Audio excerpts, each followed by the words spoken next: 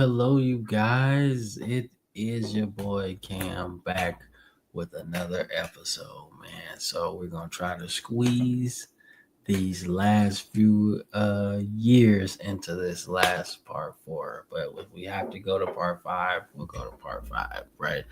But nonetheless, welcome to part four of the football frame of mind time machine, man. So if you've been watching this far, I appreciate it. If you're new to it, come on home, man.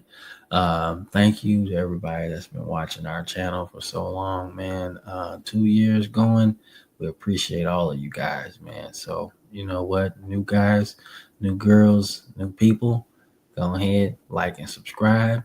Our casual people, come on board. Just stay here. Might as well, right? And for our longtime fans, y'all know what to do. Keep going. Keep spreading the word of the Football Frame of Mind YouTube channel. We're going to keep going, man. So thank you for joining me with this on this journey back through time. We started 20s, 30s, 40s with a nice throwback. Shout out to those guys going over those teams that won and things like that. But the meat of it is the 60s and 70s. I really like that era. We're gonna start with that most certainly. That's really what we've been talking about for the most part. We're getting into some real stuff, man. So last episode, we got into the first Super Bowl. We got into how that whole thing went.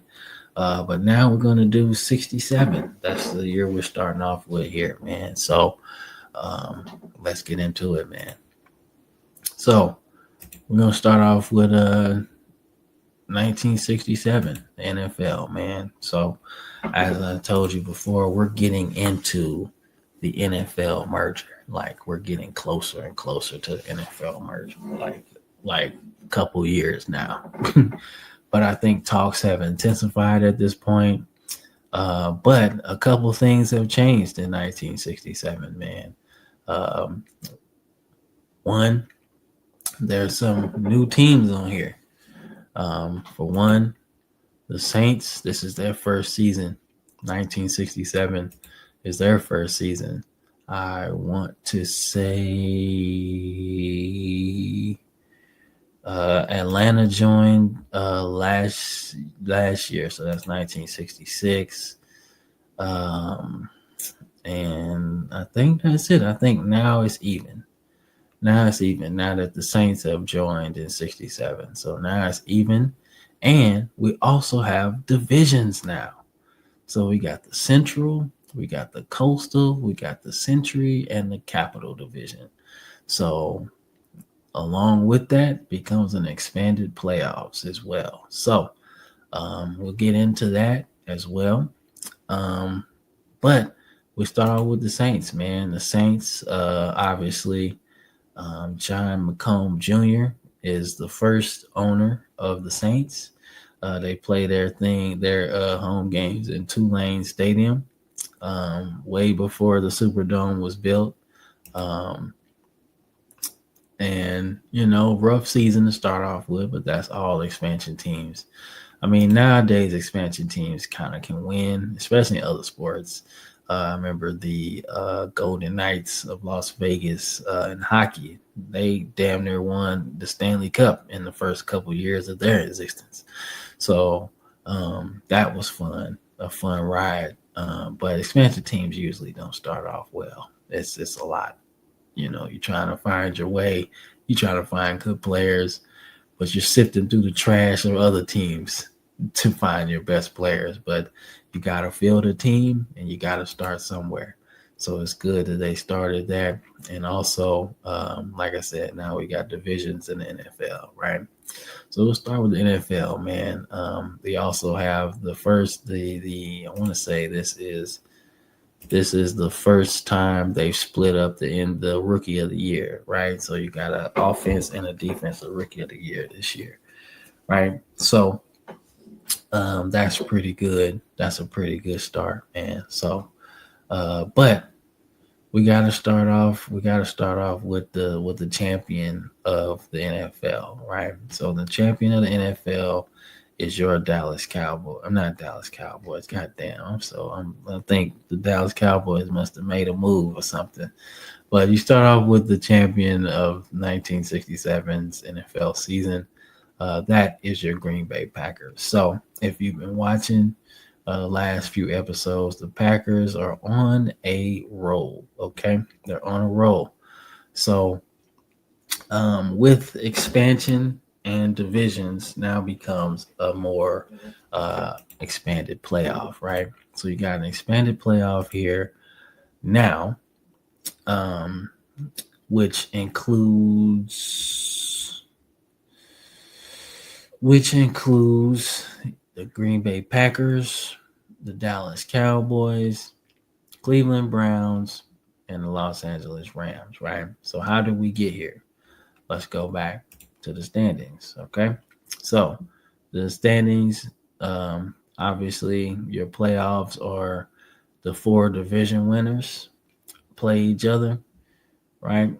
And then you end up with a championship game, and then they all go to the Super Bowl. So the Dallas Cowboys won the Capital Division. I think they were the best team anyway. They had the best players, and you got an expansion team in there, so not really. But Washington had 3 ties. They had 3 ties. I don't know how you do that, but they had 3 ties. But on the other side, the Vikings had 3 ties, but 8 losses. So they could have easily had some other games, right? The Falcons regressed after their first season. They actually were better in year 1 than they were in year 2. So they were pretty bad. So, but Dallas wins, the Browns win, the Rams win, and the Packers win, right? The Packers are obviously going for a 3-peat. That's 3 NFL titles and 2 Super Bowls. So technically, this is a 3-peat. It counts.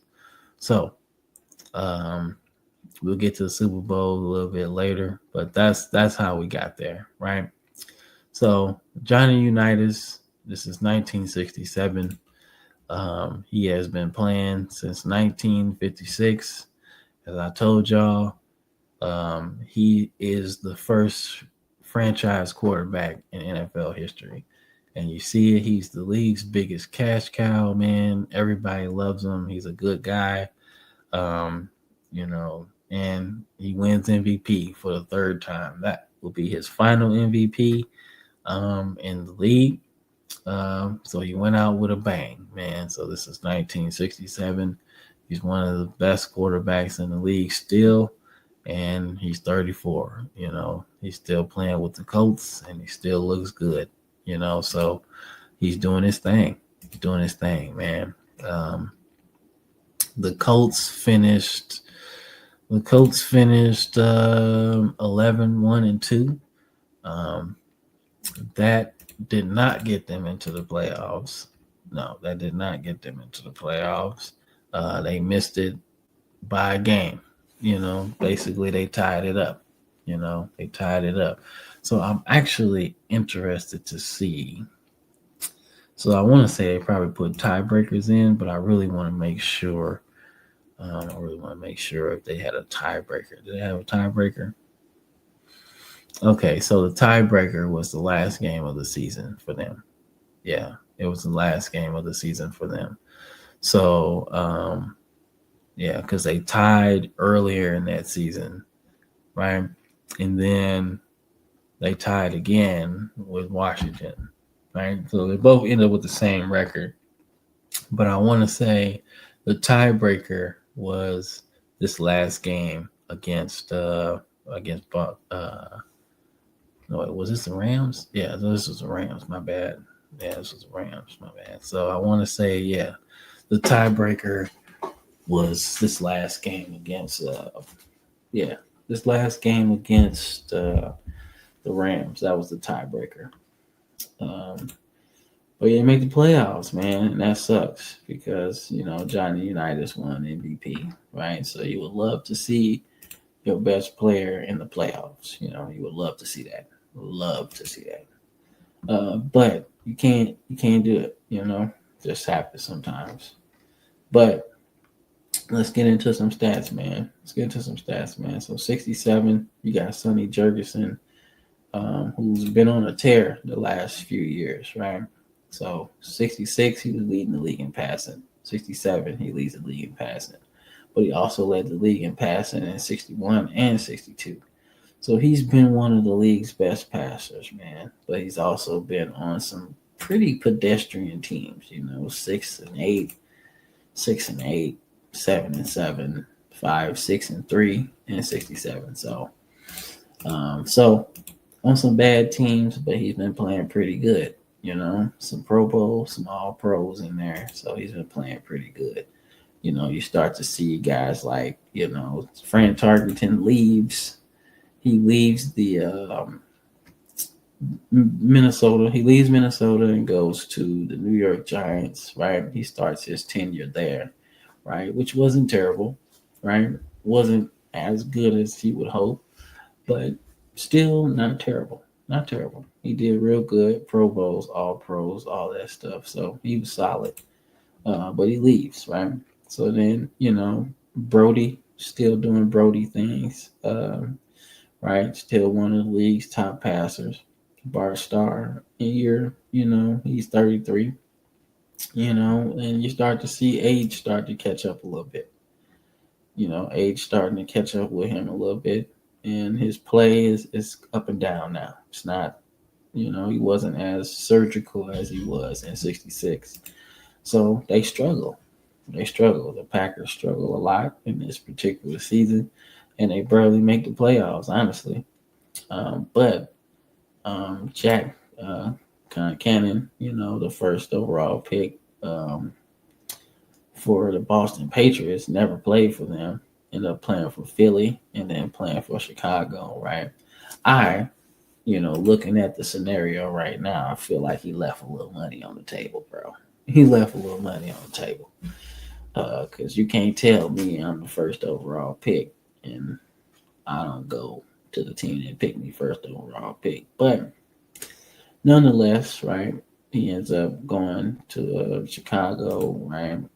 67, right? So he's new there, and he's okay. He's okay. We'll just say that he's okay, right? But you start to see some guys start doing pretty good now. Some people are coming into their own.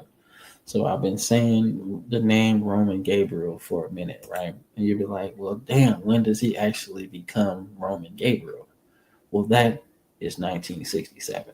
1967, Roman Gabriel, was that second overall pick in the NFL draft. Excuse me. Like I said, second overall pick, NFL draft, 1962. He started to piece it together, but 1967 was his coming out party. 2,000 yards, 25 touchdowns, 13 interceptions. He came out, and he came out to play, and he put it all together. And the Rams made the playoffs with head coach George Allen. George Allen, obviously had he was who was he? He was a defensive coordinator. He was the defensive coordinator for, I want to say, the Bears. Yeah, I want to say he was the defensive coordinator for the Bears. And yeah. Yeah, he was defensive coordinator for the Bears, I want to say, and defensive coordinator for the Bears, if I'm not mistaken. So yeah, and like this was his second season, and he turned them around. Right? And it worked out. worked out, man. And it started with Roman Gabriel, man. Roman Gabriel started playing. He started playing for real. You know, Frank Ryan, 2000. But Sonny Jurgensen was by far the best thing smoking. And I believe he only didn't get MVP because his team was bad. That was it. Let's get into some rushing yards, man. So we get into some rushing yards, and obviously the league has changed a little bit. Now it's like more passing, right? Not that much running for real. But we also haven't added the teams from the AFL yet, and they had a lot more running backs too. Now you still got Gale Sayers. Gale Sayers is still good, still all pro, still all world running back. Um, Leroy Kelly though is your leading rusher, right? This would be one of his final seasons at the top of his game. But 5 yards a carry had Cleveland going, right? I want to say led them to the playoffs and everything. So, and then Mel Farr, first round pick NFL draft. Um, he led the league, led probably all rookies in rushing, and got offensive rookie of the year. So he came out gunning. So that's a good start for them. You know, um, then you got guys like Dan Reeves still doing his thing, right? Got into him a little bit. Got into his story a little bit at the end of last episode between the relationship between him and Michael Vick. Got into that, so check that out too. But he's good, right? And then you got Jim Grabowski, right? And Grabowski, is an All American Illinois, right? He did real good, real good. And as you look at the numbers, you look at Jim Taylor, you look at you know, he was kind of ushering in a new era of Green Bay Packers football, right? Because your guys like Paul Horning, your guys like Jim Taylor, a lot of those guys got older, and you needed to start supplementing that talent a little bit. So he kind of did that. But Leroy Kelly was your top rusher, right? And then you got Charlie Taylor in receptions. You got Ben Hawkins. Ben Hawkins, this was his best season. This was his best season. 23 years old at the time, 1,200 yards, 10 touchdowns. He was that good. But you know who else was good? Jackie Smith. Jackie Smith, turned out his career performance in 1967. He was the best tight end in the league. 56 receptions, 1,200 yards, 9 touchdowns. Man, he was sensational that season. You still got Charlie Taylor doing his thing. You still got John Mackey's doing his thing, right? You got a lot of guys doing their thing, man. And then Dan Reeves is on that thing as well, being a good back out the backfield, right? So you got a lot of dudes doing their thug thizzle, man. And Mike Dicker still doing his thing, man. At this point, 67, Mike Dicker's he's on the Eagles, right? He's on the Eagles, right? He's slowing down a little bit. Definitely not as good as he was in Chicago. And I think they saw that and they just like, yeah, whatever, But as he goes further into like his playing days, you can see him start to go to coaching a little bit. You see it? How he goes to Dallas and then, retires and then becomes an assistant under Tom Landry, and then poof, he keeps going and going and going up the food chain, and then he's the head coach of the Bears, wins a Super Bowl, and then trades for Ricky Williams, and then that's it.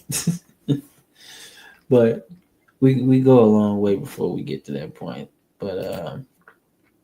But nonetheless, man, defensively, like I said, we're not in the sack era yet.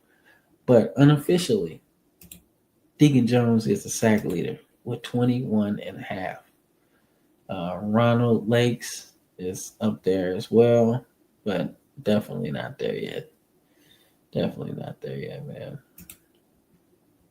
Bro, I thought Jim Marshall got MVP, bro. Am I tripping or what? Like, are we like not counting that? Like, I thought he got that. Was it Jim Marshall? Was it Alan Page that got it? Somebody got an MVP. It might have been Alan Page. We'll go back and look at that. But nonetheless, there we go. So then we go to the AFL, right? So the AFL going into 67, right? I think the Bills had got to the title game 3 years in a row. I want to say 3 years in a row. So their run of terror was over in 67. It was done, right? But they had made the title game. They had made the title game in 66. They had made the title game in 65. They had made the title game in 64. Right, so a 3 year stretch, and they had been the best team in the AFL. So their run of terror is over. It's over, right? It's over, and they're back to normal, right? So you got some, some teams in there, right? But the Oilers and the Raiders are your top teams in the AFL at this point. The Raiders look unbeatable at 13-1. I mean, you got this is Al Davis's team now. Al Davis is the minority owner and general manager at this point, stepping away from head coaching duties, right? So he's putting the team together at this point, right? So they go through the season, they take on the Oilers, and we'll get into the playoffs a little later. But let's talk about some stats real quick, man. All right, before we get to that, let's talk about Daryl LaMonica.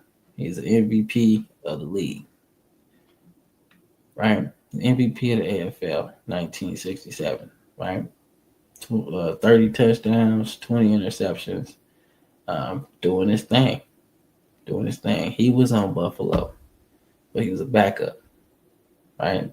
Now Oakland moves on from Tom Flores, who might still be on the team, but not the starter anymore, right? So no, Tom Flores is gone. So now it's Daryl LaMonica. He's the MVP of the AFL, right? So we get into that, and you look at how the league has changed and why Joe Namath is considered one of the best quarterbacks, right? Because 4,000 yards had never happened.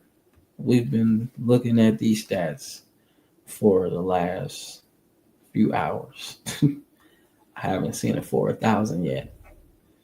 Joe Namath passed for 4,000 yards. And when I say at this point in this time in history, that is impressive when your contemporaries can't even really get to 3,000. And he did it. 26 touchdowns, 28 interceptions. He was gunning.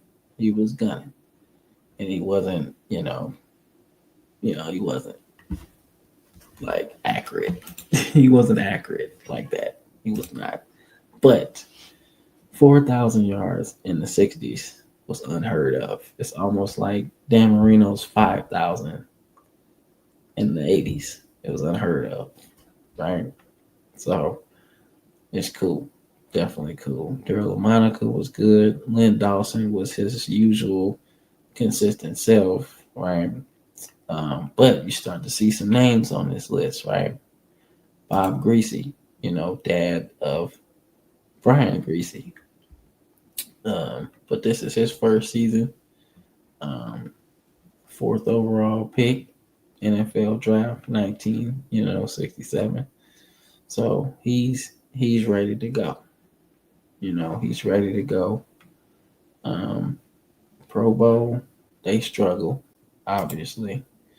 But for a guy that turned out to be a two-time Super Bowl champion and a really good quarterback, this is a good start. He let you know that he put the league on notice. Yeah, put the league on notice. Jim Nantz continues, his run of dominance, right? But this is his last year at the top of the food chain because he falls off the map after that. But one more year at the top after this is the last one. So, but Mike Garrett, obviously, he hits really good with Kansas City, leading, second in rushing, Hoyle Granger, 1,000, so that's good, right? So, but you see other names that turn out to be pretty good, like Floyd Little, he turned out to be good, right? People start showing up on the thing, So, like I said, man, the league was wide open.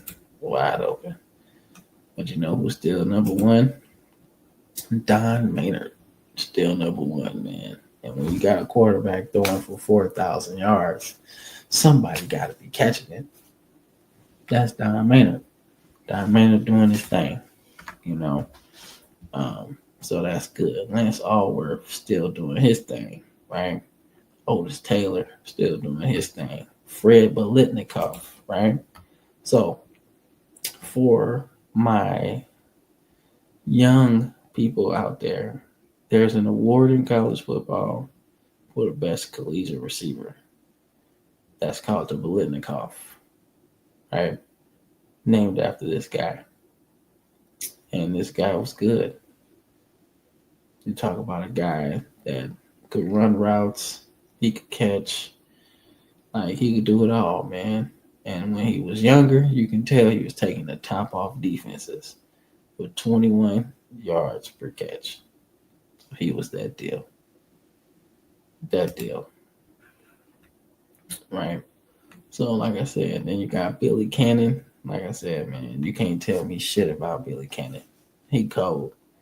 To be a running back, to be a flanker, to be all of that shit. And he's still playing at 30. Giving me good production. So I like that. I like that a lot. So Art Powell still on the list. Like, it's some good dudes, man. You see running backs like in the top 25 in yards. That's how you know somebody good. Right? So then you get to some defense, man. So you start seeing Verlin Biggs. He's been on a couple of top 10 lists, man. 15 sacks. Like he's doing his thing. Mel Branch, Buck Buchanan. So you got some really, really, really good players. Really, really good players. So, like I said, there we go. That's 1967 in terms of stats and stuff. But 1967 also, you got Bubba Smith. I think this is the first draft that is for both leagues. This is how you start to see the merger talks work. So this is the first time that the draft is for both leagues, not separate. So you start to see how it's working out. You got Bubba, going to Baltimore. You got Clint going, 2,000 yard rusher in college. he goes to Minnesota, right? You know, doesn't have the best success, but still plays. But Bibba's one of the best players like ever. Like he's one of the best, but he doesn't get the love he deserves because sacks weren't necessarily a part of the game yet.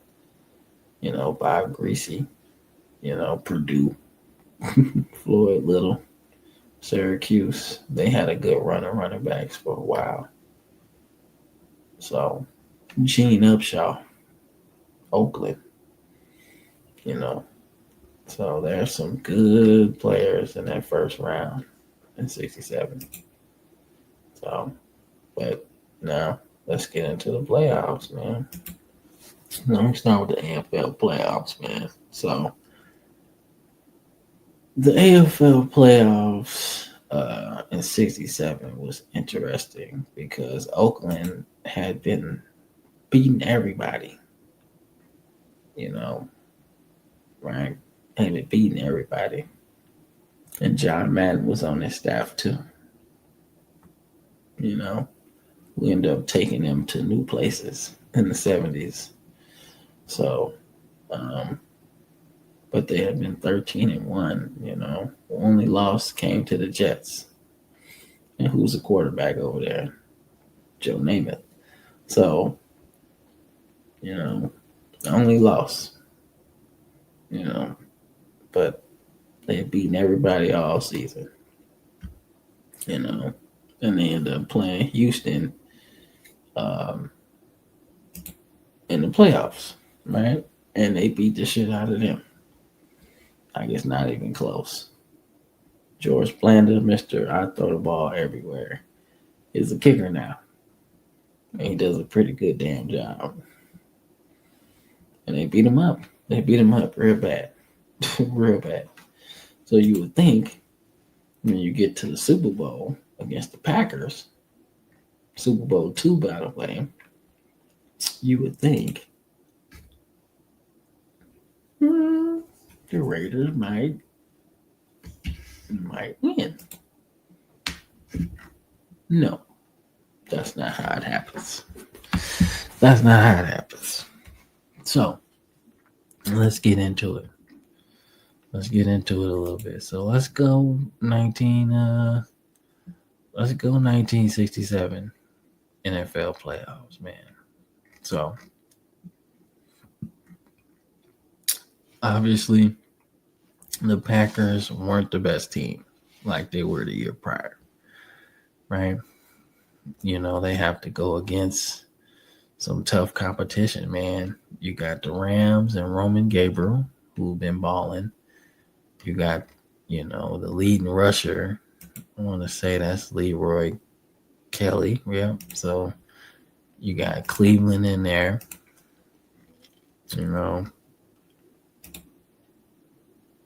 Yeah, you got Cleveland in there. Yeah, you got Cleveland in there. You got Dallas in there, right? So you got your playoffs.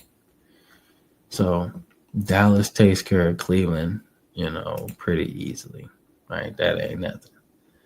They ain't got nothing. Don Meredith is having a day, to say the least.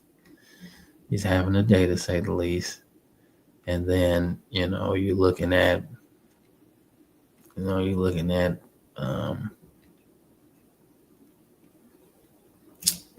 Green Bay taking care of the Rams.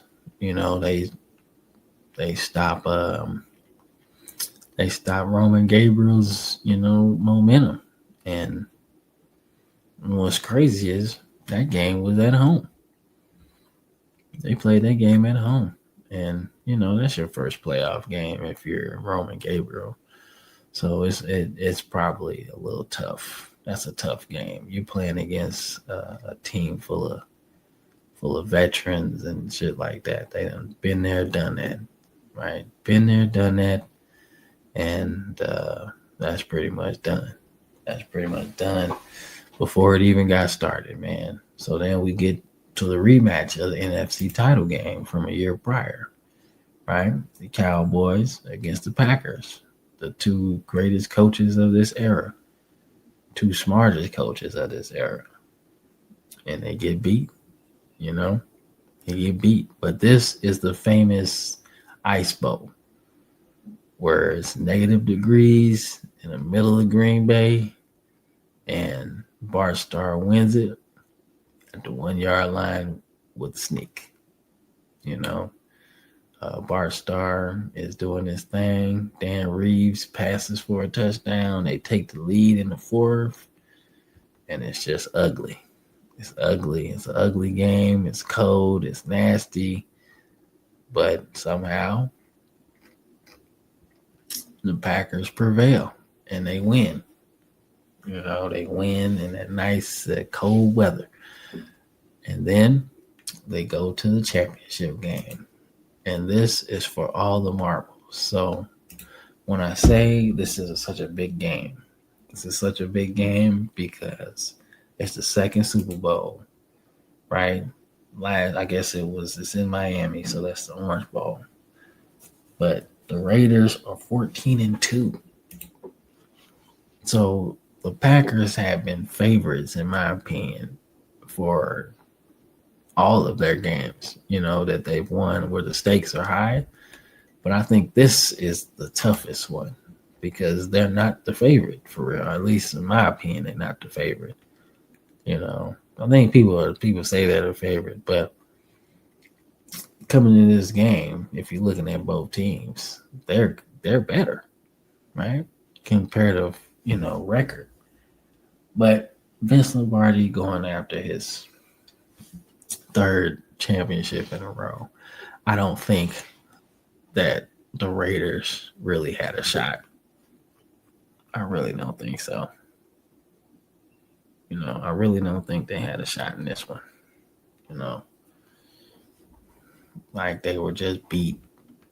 They were just beat by a good team, a team that was motivated to get this third championship for their coach. You know, and Billy Cannon, you know, he tried to get a ring, get another championship ring, but just didn't work out, man. I mean, you got great performances from, you know, Herb Adderley with an interception return for a touchdown. You got, you know, Daryl Monica got a couple touchdowns, but not efficient enough to beat a team like this. And Bart Starr really wasn't even, you know, he wasn't even at his best, you know, but it's just enough. You know, you look at discipline. Look at this. 1 penalty to 4, you know. You never know how important that is. You know, so it's rough, man. That was rough. And, you know, Green Bay dominated on the ground. Like, this game was over before it even got started. So, but that's Super Bowl 2. And, you know, the Packers win their third championship in a row. But the league has taken many changes, you know, from divisions now to the one singular draft for all the teams because now we're talking merger. So let's start doing stuff together, you know, but we're going to have both leagues still play, right? And you're still going to figure out how to do that. But that was it, man. That was it, dog. You know, the Packers end up winning that third title in a row. So just so y'all paying attention, you know, that's 1965, that's 66, and that's 67. They won 3 NFL championships in a row. Yeah, so that's what happens, man. So, like I said, 68 is one of my it's one of those years that I really like to look at, man. I really like 1968, bro. 1968 was such a good year for the NFL, man, because first off, Earl Morrall wins MVP of the league, bro. Like, he wins MVP of the league. And I told y'all he was the greatest backup quarterback ever. He's the greatest backup quarterback ever. You know, even though he had time as a starter, he's still the best backup quarterback ever. You know, um, and he wins MVP. He wins MVP, man. And he takes his team, ultimately to the pinnacle, right? Dallas is the best team, well, not the best team in the league, but they win the Capital Division. Cleveland wins the Century Division. Baltimore wins, the Coastal, and Minnesota wins the Central, right? Barely, to say the least, right? The Packers. This is the first season. This is the first season that Vince Lombardi is not the head coach of the Packers, and you can see it. You can see it. The team is different. Bart Starr is older, and you can tell, even though he had a pretty good season, but it's not the same. Not the same. It's not the same. It doesn't feel the same. It's just, how you got legendary coaches and then it doesn't work out, But definitely a fall from grace. You know what I'm saying? But that was interesting, right? You got Brody doing Brody things, another year leading the league in passing. Another one. Earl Morrall wins MVP. Fran Tarkenton gets another Pro Bowl. Don Meredith gets another Pro Bowl. Roman Gabriel is starting to assert himself as one of the top players in the league. Let me see. Who else is on there, man? Remember Craig Morton? He was all right. Remember that name. Sonny Jurgensen was okay. He's 34 now, so not the best. Bill Munson had a good year. Detroit just wasn't that good. So you got your guys. You got your guys, man. So then we get in the Russian, man. Leroy Kelly, another good season, 68, before he kind of fell off the map a little bit. But he had the crown, and Cleveland has some good ass running backs, man. So Ken Willard did pretty good. You're looking at Tucker Frederickson, right? First overall pick, I want to say. Gale Sayers, he was good, but ended up getting hurt again. So his career is starting to come to an end, unfortunately. Right? Then we get into receiving, we got Roy Jefferson with Pittsburgh, which even continues Pittsburgh's run of really good receivers.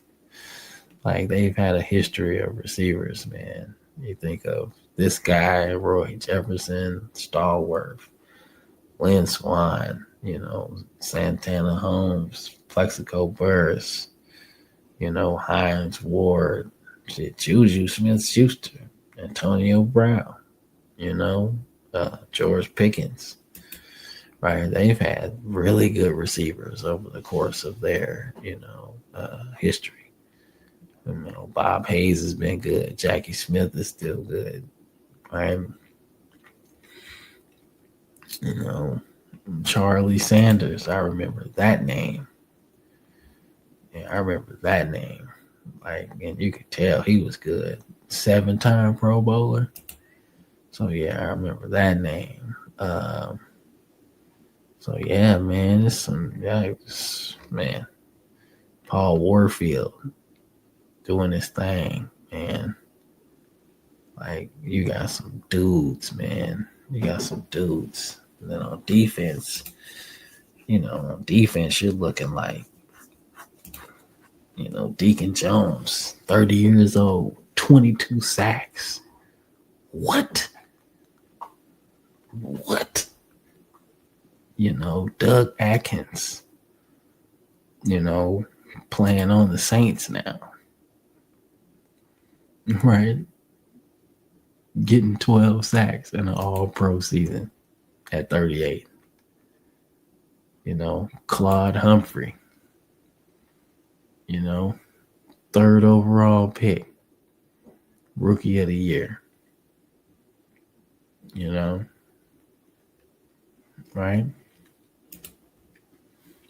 Jethro Pugh, a whole 6'6", 260 of them, right? Like I said, if you watch that Vince Lombardi documentary on Football Life, he was the guy that they were trying to move in that Ice Bowl. And it was like, we gotta move Jethro Pugh. If we can move him, we can win. And they kind of moved him out the way. And Bart Starr just tucked that motherfucker right in where he vacated. So, you got a guy like that, in your middle. That's pretty good. Bob Lilly, getting some MVP votes. Alan Page. This is the guy I'm talking about. MVP of the league. Yeah. So one of the first defensive player to win MVP of the NFL. And, 68 was kind of his coming out party. Like, hey, I'm here. Deal with it. And he did wonders, dog. He did wonders, man. Bubba Smith doing his thing at 23. Right? Jim Marshall doing his thing at 31. He did run the wrong way, though. I do remember that. I was watching that highlight all the time on NFL Network. But yeah, man. Willie Williams, 10 interceptions. Kermit Alexander. I feel like I've seen that name on interceptions for a minute. Yeah. So he was picking that ball off. Of course, Paul Krause got to be in there. Lem Barney, another good one. Yeah, so you had some dudes, man. And the AFL was obviously interesting, to say the least, right?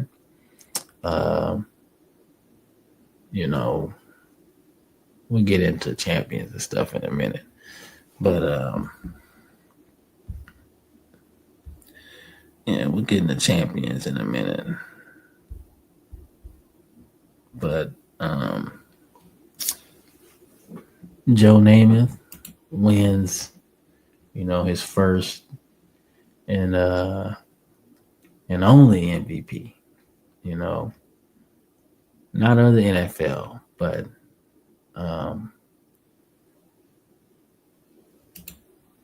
of the AFL. He wins that, and has a little bit of regression in terms of yards, right? But who didn't? John Hadle. He lit that shit up. Darla Monica lit that shit up. Bob Greasy lit that shit up after year one. Marlon Briscoe. This is his first year starting, basically. He didn't really do nothing, after that, but that's a pretty good start. And he moved him to receiver, which is even more interesting. Let's see how he did at receiver. Okay, got 1,000 yards. Okay. Got 1,000 yards, MVP votes, all pro. Okay. So he did pretty good at receiver. So they tried him at quarterback, just didn't work very well. Well, not that bad, but not as good as you want, But the fact that he switched to receiver lets you know that he's an athlete. Then we got Sam White, who ended up being a coach for Cincinnati, right? We got them to a Super Bowl in '88. right? You get to see a lot of different names on here too, right? So, Russian leader Paul Robinson, Cincinnati, which is pretty damn good. Is this the year they had Greg Cook?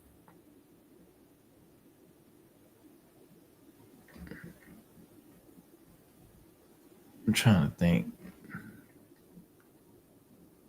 Well, I think that might have been the next season. But Greg Cook was supposed to be the one. Like Neo, he's supposed to be the one. He's supposed to be good. But he tore his shoulder up. But modern medicine would have fixed that today. But it's 1960s and shit. They ain't had that medicine. So, but Bill Walsh, remember that name as we get deeper into the, you know, as we get deeper into, our time machine. It turns out to be pretty good. And you see Paul Brown, right? All them championships with Cleveland. And he got himself a new team.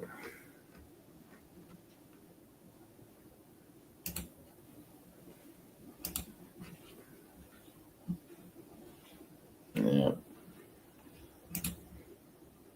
68. Yeah. So, yeah, he got himself a new team. He said, take that, suckers. He said, take that, suckers. And take that, suckers. So y'all gonna kick me out of my team? I'm the one that built this motherfucker. You can't do that. But they did. And they kicked him out. Kicked him out, man. Kicked him out. But he got himself a new team.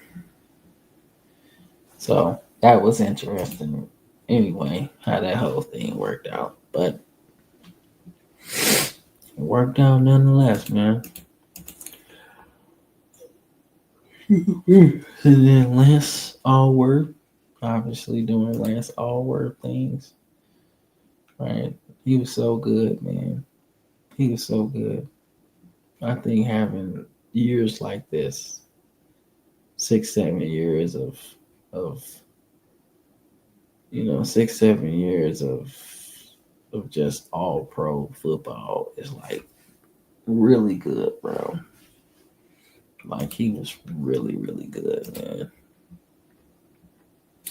But he started doing this thing, right? Like the Jets got George Sawyer. He didn't play long, but when he did, he was good. He was good, and he was really good. They had Don Maynard on that list as well. So they had 2 1,000-yard receivers. Yeah, Fred Biletnikoff go for 1,000. I'm trying to think. Yeah. Otis Taylor is still doing his thing. Billy Cannon still doing his thing. So, yeah, we had some good ones. Gary Garrison, Pro Bowler. Jim Whalen. All pro in 68 with the Patriots. So that's good. Let's see. Is that Gary or Jerry Philbin?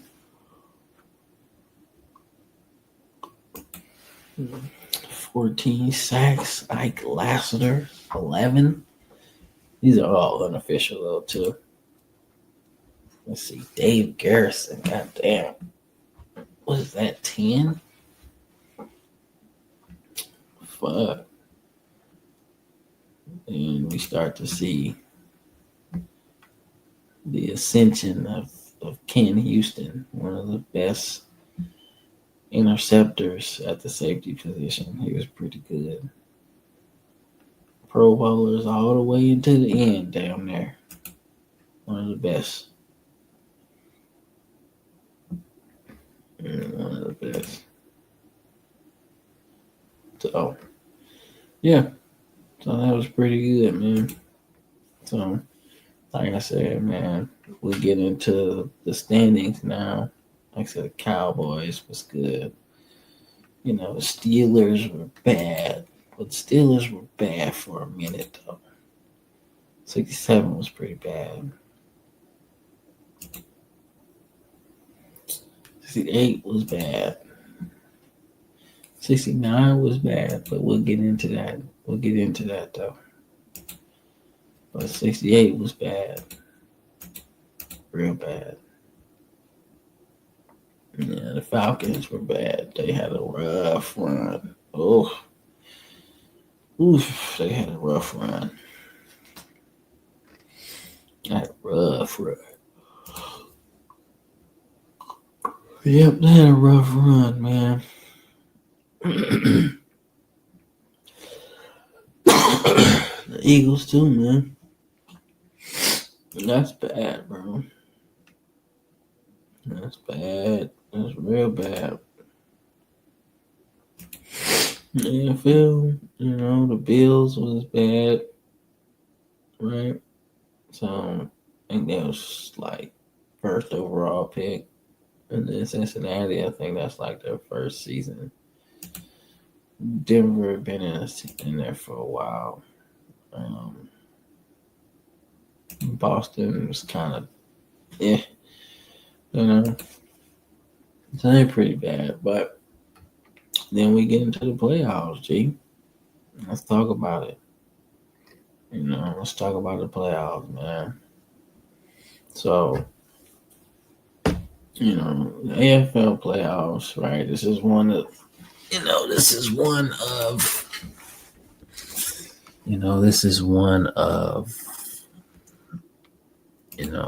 one of the more important playoffs, man. You know, because Oakland and Kansas City tied, right? So they got to play it out. You know, Oakland takes care of Kansas City, right? It's not even close. Daryl LaMonica he turned the cover off the ball, right? 5 touchdowns, 300 yards, just tearing up the field, bro.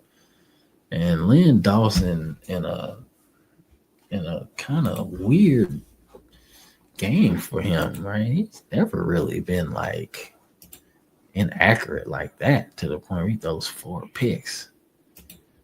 Like that just hadn't happened at that point in his career. He's been pretty good on the ratio, like 20 and 10 interception ratio, bro. Like wasn't expecting that, but they move on, but they play the Jets in a pretty good game,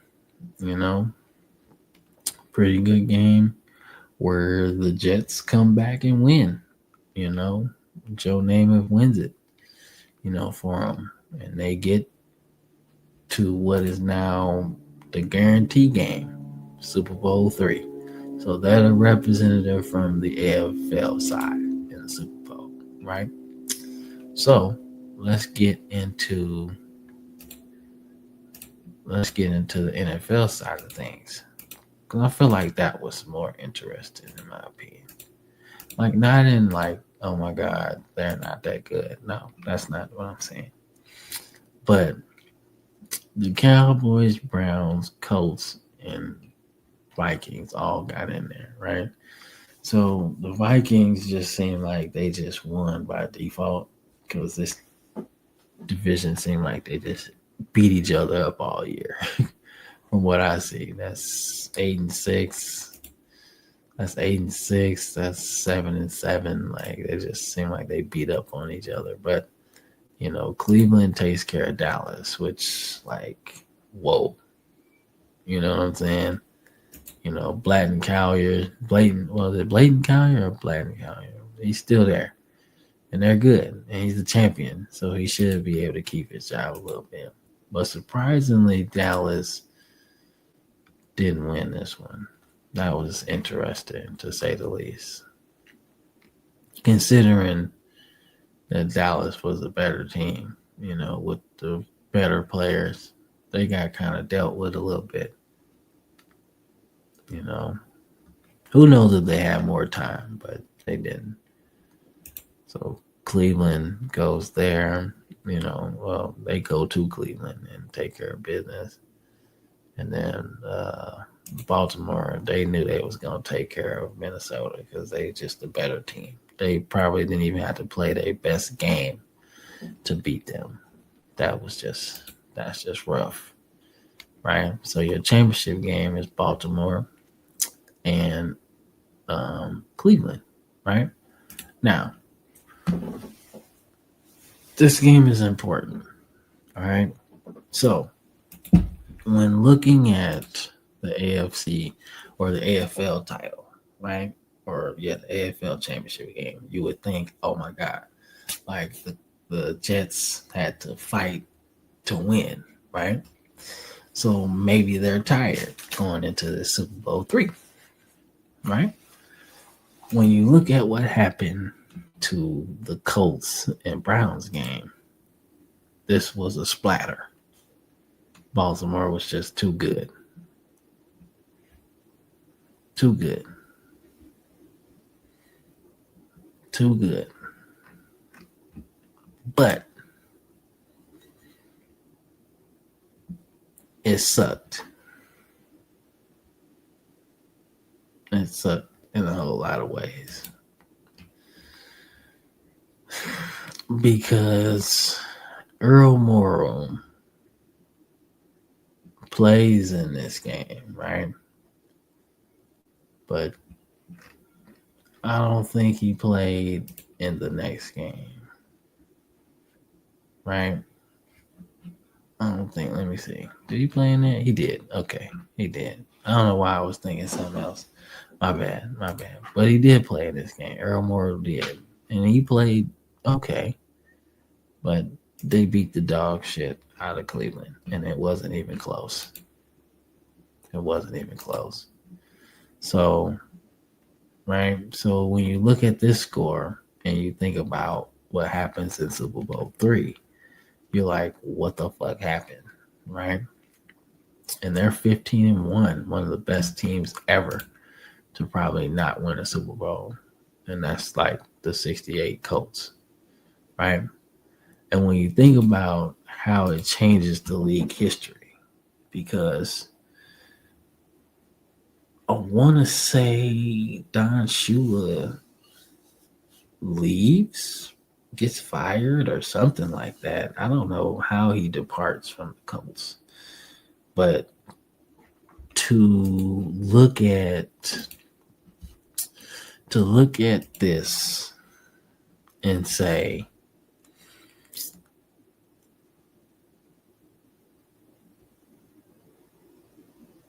damn, like he really built Baltimore up as soon as he got there. And for it to kind of end like this kind of sucked.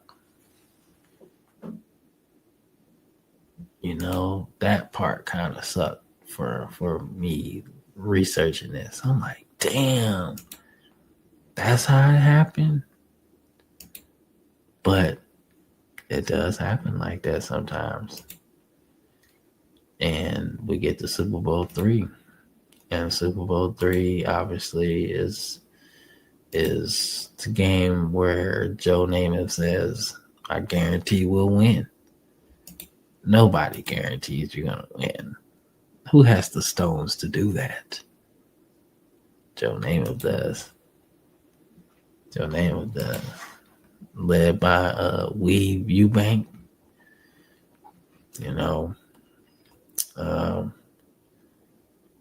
He go way back with Baltimore, right?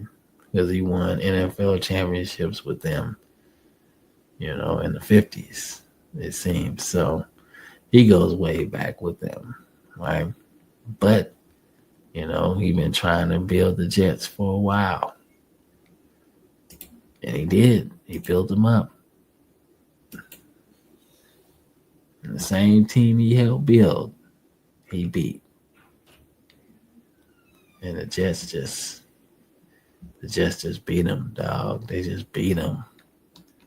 Like, not a crazy game by Joe Namath by any means, but on the ground, they just beat him up.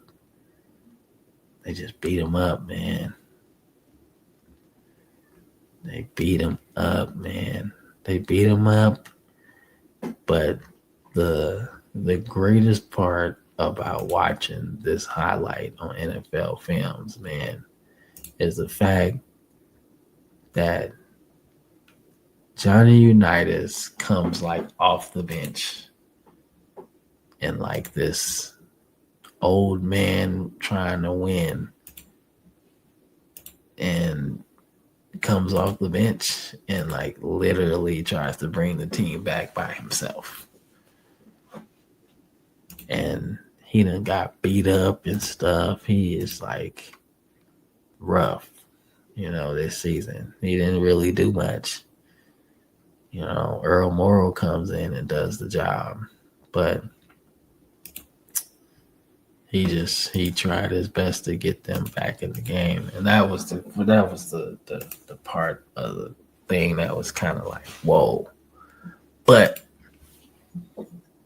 I will say, Don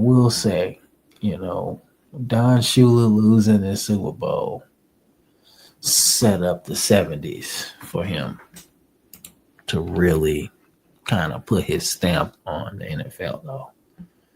Really put the stamp on there. Because when he went to the Dolphins in the 70s, bro, it was tough to beat them. They were tough, bro. They was tough. When he got his hands on Bob Greasy, that was nasty. That was a nasty duo. But the Jets won the Super Bowl, bro. They beat him. Beat him fair and square. But that what gave, I think, the AFL some respect headed into the merger. Like, all right, they got some people. And they did. They did. And, Joe Namath, became a legend, basically, after that. Because, shit, you got to think. You coming from the AFL and you basically say no to the NFL to say yes to the AFL, the competition. So to beat the competition in the biggest game, like, that turns you into something else, something completely different, But like I said, man, 68, like, it's one of my favorite years, man. It's one of my favorite years, bro. Hold up, go back. What was that? Bud Grant. Yeah, he was he was pretty good. I liked him with the Vikings. They was pretty good, especially when they start going to Super Bowls and shit. It was pretty good. Like I said, the Packers kind of do that, and then Vince Lombardi is like, you know what I'm saying? Yeah, so Phil Vincent was the head coach for a couple of years, but he ain't do nothing. It's hard to live up to that. That's tough to live up to that, man. So, but yeah, that's 68 for you, man. Fucking Earl Morrall. Well, I ain't talking about Earl McCullough, Rookie of the Year. Rookie of the Year, doing his thing, man. Doing his thing. Hell yeah. Pretty good season for a rookie anyway. But yeah, bro. That's 68 for you, man. So, like I said, it's part 4 of our Time Machine series, man. Part 4 of our time machine, man. Going back through the NFL history, man. Just seeing, how people got their start, how people got their Super Bowls, how people kind of sucked at first and then got better, turned to be Hall of Famers, getting them gold jackets and shit, Um, like I said, but it's also sad because you know, hell, Vince Lombardi only lived like another 2 years after that. You lost a good coach, they did honor him in a very good way, though. They honored him in a very good way by naming the Super Bowl trophy after him. Like, you can't change that ever. I don't care what it is. But he did go on one last hurrah, though, before, he left this planet, So we're going to talk about that on the next video. But yeah, man, this has been part 4 of the Time Machine series, man. I hope you really enjoyed that, man. I hope you enjoyed that, man. Like I said, Claude, Humphrey, it's really good. But Ron Urey was something else, man. He was good, bro. He was a good ass lineman. Larry Zonka getting picked up from Syracuse. That's a good one. Who else? Who else was in there? George Taney, Earl McCullough.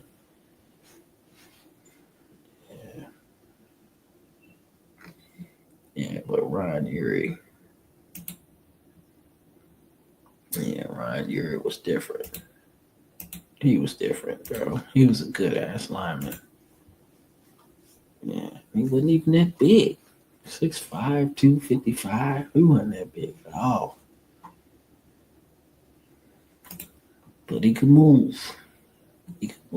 But I ain't trying to be in front of him when he coming on and pulling fucking guards and tackles and shit.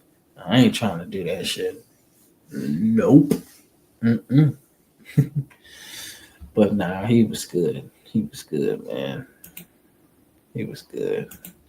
I had to think about that for a minute. My bad.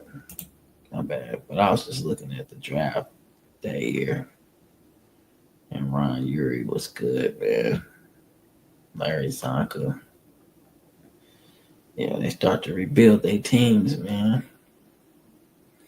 Ron Urey, Minnesota, that helps them get to some Super Bowls in the 70s. Clyde Humphrey is one of Atlanta's greatest players. He's up there with Dion, in terms of how good, they were. Everybody knows Larry Zonka, I don't think the Dolphins win in the 70s without him and Mercury Morris and shit. Yeah, so, but yeah. Yeah, but that's been the series, man. Not the series, but that's been the show. Episode part 4. So we're gonna finish this up, as we get on throughout the day. We're gonna finish it up.